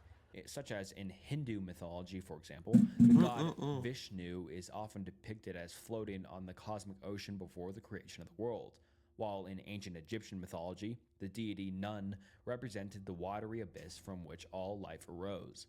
The concept of the cosmic ocean has just been explored in also modern scientific and philosophical contexts, so just not ancient particularly in discussions about the nature of the universe, the origins of existence, and the interconnectedness of all things. It's just kind of talked about in philosophical contexts. It also serves as a metaphor for the interconnectedness of the cosmos, highlighting the idea that everything in the universe is connected and part of a larger whole. Untouchable bathysphere fish. The untouchable bathysphere fish, as is described that? by American naturalist William Beebe in 1932, Why is that encompasses gun? several Why intriguing has he a species gun? He's probably observed American. during deep-sea explorations off the coast of Bermuda.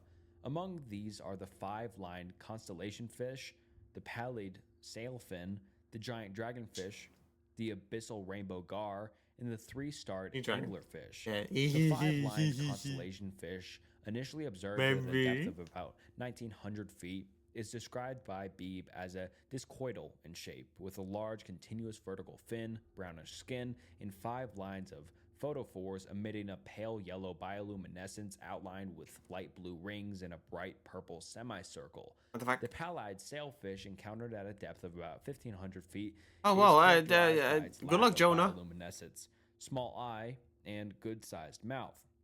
It possesses a long pectoral fin and exhibits a pale olive coloration, lacking any sort of tail, and also featuring colorless pectoral fins. The giant dragonfish, observed at 2,100 feet, measures at least 6 feet in length, so it's Someone pretty big, played too much and resembles a fancy large yes. barracuda with wide open jaws, lined with pale bluish lights. Alexander is great. Features large eyes, an underbite with numerous fangs illuminated by mucus or internal bioluminescence, and 2 long tentacles tipped with luminous bulbs. The abyssal rainbow gar, noted at a depth of about 2,500 feet, comprises 4 slender fish with pointed jaws and stiffly extended bodies, exhibiting bright scarlet heads and blue tails, transitioning into a strong yellow coloration. Their colors are illuminated by the electric lamp of the bathysphere. The 3-starred anglerfish, encountered about 2,470 feet, or no, I said it that way, 2,470 feet. No. Generosaratus and Cryptospartus, but possesses a flattened mouth and short, even. Oh, I just got woken up again. 3 tall tentacles tipped with strong, pale yellow light organs and 2 pear-shaped organs resembling those of Cryptospartus. These descriptions offer tantalizing glimpses into the weird creatures that inhabit the depths of the ocean. And I don't really know what any of these fish had to do with each other, but that's what the entry was, and I hope this made a decent amount of sense. I'm sorry. All right, now on to tier 8. How much more? Antenna. 14 minutes. Eltonin antenna is a concept that emerged from a mysterious anomaly detected during the expedition in the Southern Ocean in 1964. The Eltonin expedition was a scientific research voyage conducted by the United States Navy to study the oceanography and marine life of the Antarctica region. During this expedition, researchers aboard the USNS Eltonin, a research vessel equipped with sonar equipment, detected an unusual acoustic anomaly on the ocean floor. This anomaly appeared to be a highly reflective structure rising from the seabed, resembling an antenna or tower, which is obviously really weird seen at the bottom of the ocean, so people had no idea what this was.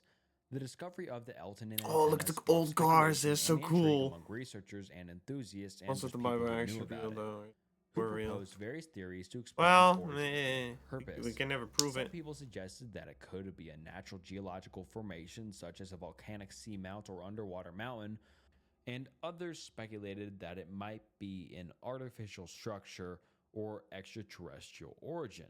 However, due to the limited technology and resources available at the time, further investigation of the Eltonin antenna was challenging, with no conclusive evidence. As a result, the anomaly remains shrouded in mystery to this day. But why don't people just go back right now and be like, "Oh yeah, this was Dino." Or extraterrestrial came thing, later. or was it just a mountain?" So they called why the don't we dinosaurs, visit back if right they were now? still there, I don't dragons. know. Let me know if you know anything else down below. Where do eels come from? And this one is a really, really long entry because I looked up where do eels come from and found this super long story. So I'll just try to summarize the story and tell the story on where do eels come from. It's actually an interesting kind of story. All right. So in the spring of 1876, a young man of 19 arrived in the seaside city of Trieste and set about a curious task. Every morning, as the fishermen brought in their catch, he went to meet them at a port, where he brought eels by the dozens and then the hundreds.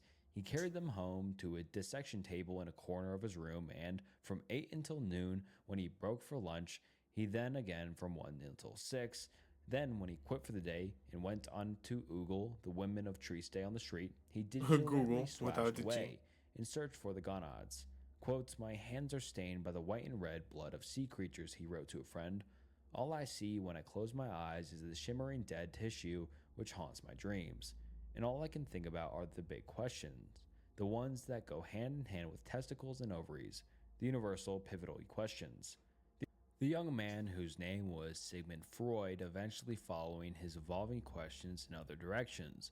But in Trieste, elbow deep in slime, he hoped to be the first person to find what men of science had been seeking for thousands of years: the testicles of an eel. To see them would Testicles be of an to eel. begin a profound mystery, one that had stumped Aristotle and countless successors throughout the history of natural science. Where do eels come from? The 19th century had brought Darwin and Mendel, Pasteur and Mendelve, and a growing sense that scientists, a word coined only in the 1830s, with their studies and their systems and their microscopes, were at least equal to solving the great quandaries of the natural world. Questions that had befuddled mankind for centuries: where life comes from, what it is made of, how Aww, it look at little changes, turtle. and why it ends. Yeah, Were now fucking follow seen me as for a bruh. knowable, quantifiable, and explicable. Just 2 years before Freud arrived in Who's Trieste, Stingray? the German biologist Oh, Max and they left Schulze, the- lying on his deathbed, observed, perhaps wistfully, Good dog. thought he was leaving a world where all the important questions had now been settled. All of them, that is, except the eel question. What could be more ordinary than an eel? Not so long ago, European eels, anguilla, were widely eaten. In Sweden, they might be smoked, braised in beer, or fried in butter. In Italy, boiled Fried in in tomato butter? sauce. In Oh, England, I know. jellied in stock, or fried with Did eggs you know and eels have like a elvercake. second set of They were a jaws? simple and abundant food enjoyed by members Ah. of the poorer That's classes. the thing you probably Like did. the Cockney woman described in King Lear, who accidentally puts them in a pie still alive. People caught eels in brooks, rivers, lakes, and sea. They were everywhere. They also caught them, inexplicably, in ponds that dried out and refilled each year, and that had no access to other bodies of water. They couldn't help but notice that the creatures seemed to have no ovaries, no testicles, no eggs, no milt, that they were never observed to mate, that they sometimes seemed to issue from the earth itself. Eels were unaccountable, and so writes the Swedish journalist Yeah, Patrick hello, Svensson in camera. the books of Let me Eels, say hello an to unusual camera. and beguiling guide to an unusual Yeah, and give it a beguiling animal. kiss. It fell to us What? to try our best to account for them. The What's ancient up, Chippy? Egyptians believed that eels were produced by the sun warming the Nile. Aristotle What's discovered that eels up? emerged spontaneously from mud and rainwater. Pliny the Elder thought that new eels developed when old eels rubbed away parts of their bodies on rocks. And as late as the 1860s, a Scottish author espoused an old belief that they began their life as beetles. Some believed eels were born of sea foam, Stevenson writes, or created when the rays of the sun fell on certain kind of dew that covered lake shores and riverbanks in the spring. They don't In the English reproduce or just countryside where eel no? fishing was They've never popular, seen them most people reproduce. adhered to They the don't theory have that they eels were don't have born when testicles. hairs from They don't horses' have tails eggs. fell They into got the water. nothing. The truth emerged only slowly, and was, in its own Yeah, slippery yeah, way, let me give you a stranger than kiss. fiction. Careful observers discovered Okay, that let me what give you a had kiss. long been taken for several Oh, different shark. kinds of animals were in fact just one. Yes. The eel was a creature of metamorphosis, Lemon transforming shark? itself over the course of its life into 4 distinct beings: a tiny gossamer larvae with huge eyes, floating toward Europe in the open seas; a shimmering glass Eel. eel known as an elver, a few inches in length with visible insides, making its way along coasts and up rivers; a yellow-brown eel that you might catch in some sort of pond, which can move across dry land, hibernate in mud until you've forgotten it was even there, and live quietly for half a century in a single place. And finally, the years? silver eel, a long, powerful muscle that ripples its way back But- to sea. When this last metamorphosis happens, the eel's stomach Eels? dissolves, it will travel thousands of miles on its own fat reserves alone, and its reproductive organs develop for the first time.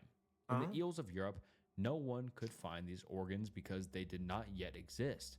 But even as these answers were arrived at, the eel question, as it was widely known, What happened with proved this to human be phone? changeable as the eel. It seemed Apparently, to be forever unsolvable. eels can grow their For own behind testicles. Any eel answer, there was always know. another eel question. shrouded by more layers of mystery. Quote, They we can know then generate that their the old eels vanish from our ken reproductive into system. the sea, and that the sea sends us in return That innumerable basically. hosts of elvers, end quote. A Danish researcher, Johannes Schmidt, wrote, Oh well, then I'm quote, sorry. but whither have they wandered, I'm these sorry. old eels, and whence where Not the good. whelvers come? Schmidt became What? consumed by his questions. In 1904, Yeah, we're he still in left his eels. family in Copenhagen It's the and last set thing. out to scour the seas for the very smallest of eels. Copenhagen. For 7 years, he Yeah. trawled the coast of Europe. He only found larger Oh, larvae. well, For okay. another 3 years, he enlisted shipping companies to net larvae Giant flying as ball they sack. plied the North Swimming Atlantic ball sack. and turned his own schooner west and south. Net by net, he mapped the ocean according to... You got games on your phone? Huh? You games? Look at them, look at them. Those. Let's pretend those are his eyes. You got games on your phone? which parts of it contained eel larvae, Damn. and how large those larvae were, until the tiniest ones led him to their origin point. It was a slow process, made slower by a shipwreck and a world war. Finally, Oh, it's one of 19 those. years after he first set out, Schmidt announced Oh, those his are pretty cool. findings. Quote, how long the journey lasts we cannot say, he wrote, summoning the grandeur warranted by the occasion. But we now know Destiny or that the vision? destination sought, a certain Destiny. area situated in the Western Atlantic, northeast and north of the West Indies. Here lies the breeding grounds of the eel. Oh wait, what the Schmidt had fuck? You traced open the your Anguilla mouth. Anguilla to the Sargasso Yes. Sea, a sea Oh, it without was sea, his eyes. a garden of seaweed bounded not Ah. by land but by great currents of water. Weirdo. The American eel breeds there as well, Yeah, wait. but it is still something of a mystery how the larvae, Oh. all mixed together but Yeah, genetically sure. distinct, know which continent is their Look, those are his future home. jaws. The Japanese eel has its own breeding grounds in the Pacific, and another famous freshwater eel, the electric one of South America, is not an actual eel at all, it's kind of a knife fish. Schmidt's discovery was an answer, and in the past century, no one has successfully challenged it. That European eels come from the Sargasso Sea remains the official word of science. But as with that sea and the animal born there, the boundaries of this knowledge are fluid and strange. Many expeditions have followed Schmidt to the breeding grounds in the decades since his discovery, but the intricacies of the eel's life cycle and migration patterns continue to intrigue and perplex scientists. Despite Johannes Schmidt's groundbreaking revelation, the mystery of the eel persists in the collective imagination. Its life cycle, spanning vast distances and encompassing multiple metamorphoses, captures the human fascination with the unknown and the uncanny. From ancient myths and folk tales to modern scientific inquiry, the eel has been a symbol of mystery and transformation. Sigmund Freud's quest for the testicles of an eel may seem absurd in retrospect, but it reflects a deeper human impulse to understand the natural world and unlock its secrets. No fish. In the case of the eel, those secrets have proven elusive, challenging generations of scholars and scientists to unravel its mysteries. From the ancient Egyptians' belief in the sun-warmed Nile as a source of eels, to Aristotle's theory of spontaneous generation, humans have long sought to explain the origins of this mysterious creature. Even today, with modern scientific tools and techniques at our disposal, the eel continues to defy easy explanation, reminding us of the enduring allure of the unknown. In Patrick Svenson's The Book of the Eels, we encounter not just a scientific exploration of the eel's biology, Hydrate, you bastard! Hydrate! Thank you. Mystery itself. As we delve into the depths of the ocean and the recesses of our own mind, we are confronted with the limits of human knowledge and the boundless mysteries that remain beyond our grasp. In the end, perhaps the true fascination of the eel lies not in its origins or its biology, but in the questions it raises about our place in the natural world and the limits of our understanding. Like Freud and Triste, we are not in all seekers of knowledge, drawn to the mystery. No, look at them all go down. Out of reach, and in the elusive figure of the eel, we find a symbol of our own eternal quest for understanding in a world that will always remain, to some extent, unknowable. And Shrimp! wow, that was the Ocean Iceberg Explained. I definitely like this one a lot more than the one I made a few months back. I mean, that last entry got like philosophical and crazy. Like, who knew eels were that, thought-provoking? That was a really cool entry, and I'm glad I went that deep into it and explained the story. I hope you enjoyed it as much as I did as well. Yeah, this was something. And again, be sure to check out Snook. Please do it. He made this this documentary. And I think that by that, let's just put it to chatting. And we.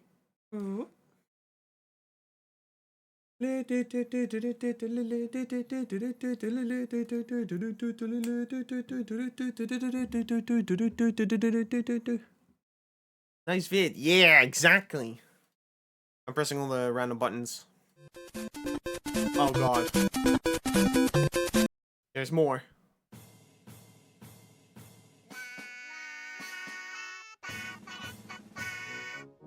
Why is the screen black? I have a background here.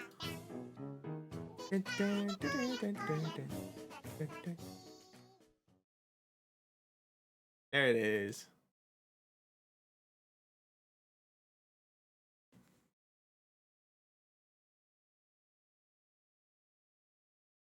What the fuck, my arm. Still black on your part? What the fuck? It should be good. My arm just twisted. I think I broke my arm, guys. I broke my arm. I don't know. I kind of felt like it was stuck, so I need to loosen it up. But then it broke. You know, it just went skadoosh. Let's start up some Kobbelemon. You won't know. Maybe they are. I just cracked my wrist twice. Fuck. Oh. Oh. Wait a goddamn minute.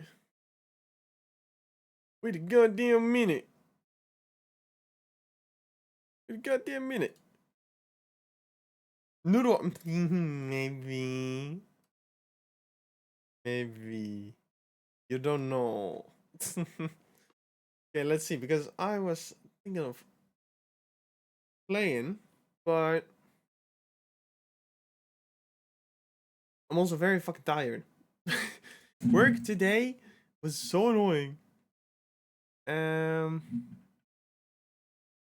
Let's see. Who to raid?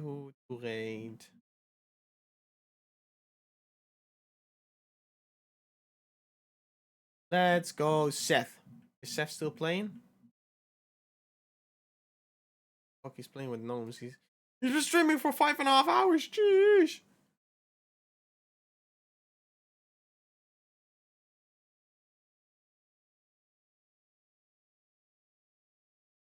Okay. Let's do a raid on Seth. I want to wish everyone a goodbye, a good evening, and yeah, tomorrow will be a new stream. Yes, stream again tomorrow. Every day. This is day 5, and we're going till day 30. So we are a sixth of the way there. So I will see you in next stream. Show some love and appreciation to Seth. Playing Peak. He's a weird gnome, and they're beating up Bing Bong as far as I can see. Yeah, I will see you at the next stream. Have a good one, everyone. Bye bye.